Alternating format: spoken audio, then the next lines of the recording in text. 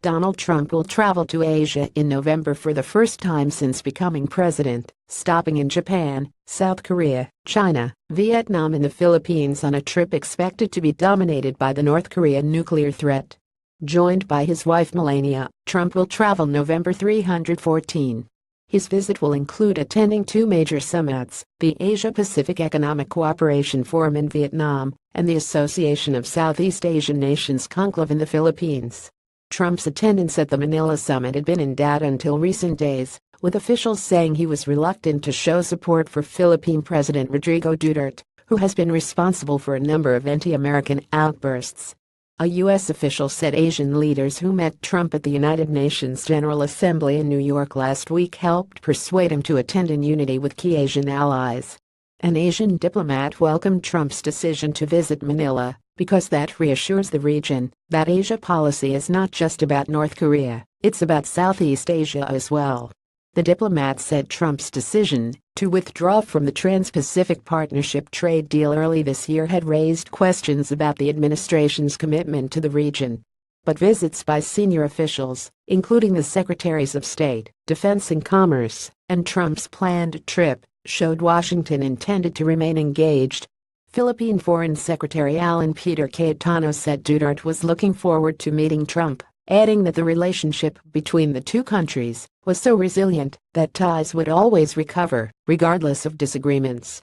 Trump, who has been locked in an increasingly bitter war of words with North Korean leader Kim Jong-un, will have the opportunity to bolster Allied resolve for what he calls the complete denuclearization of Pyongyang.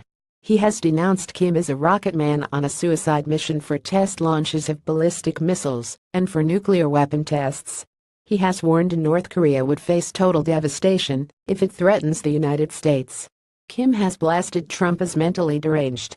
The president's engagements will strengthen the international resolve to confront the North Korean threat and ensure the complete, verifiable, and irreversible denuclearization of the Korean peninsula, the White House said in announcing the trip.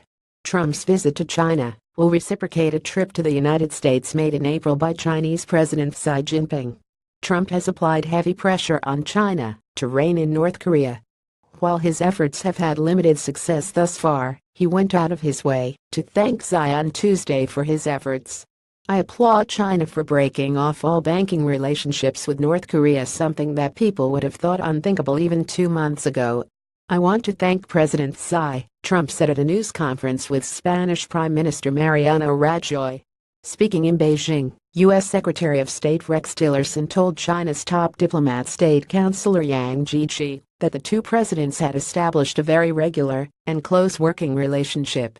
Yang described Trump's visit as of great importance to the bilateral relationship. "Let us concentrate on cooperation and properly manage our differences in a spirit of mutual respect and mutual benefit," he said to Tillerson.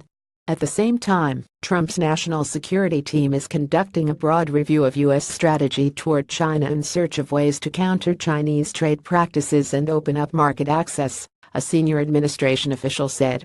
The United States also considers Chinese entities behind the theft of intellectual property and cyber attacks and wants to find ways to address these concerns, the official said. There was no definite timetable for concluding the review. "We're looking at all of it," the official said.